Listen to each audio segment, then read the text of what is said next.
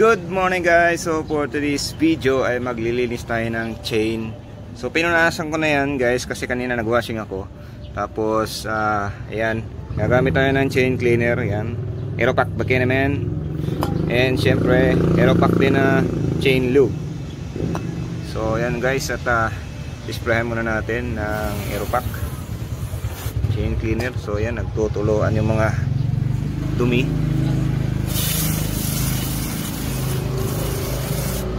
Yun o. So continue lang natin guys. So galiin din natin maglinis ng kadena guys ha.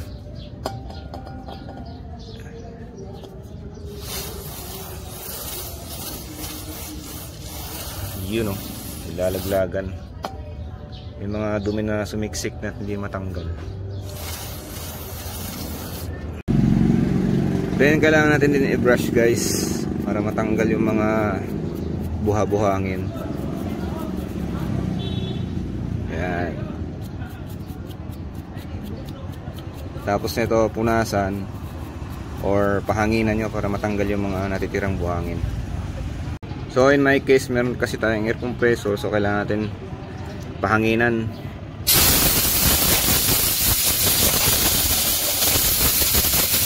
Matanggal yung mga buhangin guys. So after natin siya ma-brush guys, punasan uli natin bago natin isprayhan ng chain lube. So ayan, marumi pa rin. Ay, maingay. Napakaingay. Ayan, punasan muna natin guys bago lagyan ng chain lube. Ayan guys, at nalinisan natin yung chain.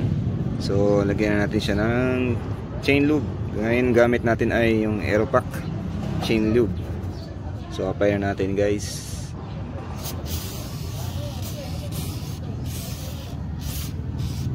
So ganito pala yung kulay ng Aeropack chain lube, no? Hindi siya puti.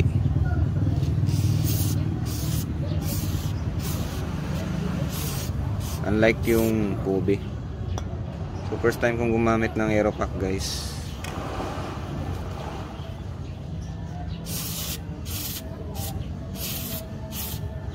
Apply lang natin. So kailangan dapat naglilinis kahit nagme-maintain tayo sa ating kadena para iwas sira.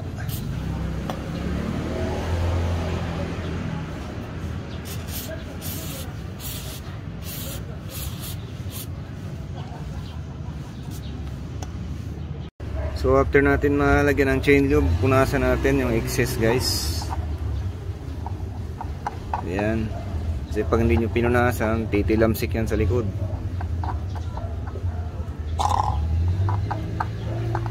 May takip pa, maingay. So ayan.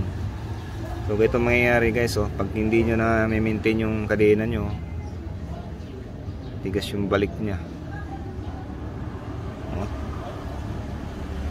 So may mga link na hindi agad-agad mabalik sa kanyang freeform. Yan. At least ito lumambot-lambot na, kanina talaga matigas. Isa ayaw pa oh. Ayan guys, at malinis na ulit ang ating chain. So malambot na rin siya, hindi kagaya na kanina na medyo matigang talaga. So tingnan nyo. So yan, kanina medyo maganit.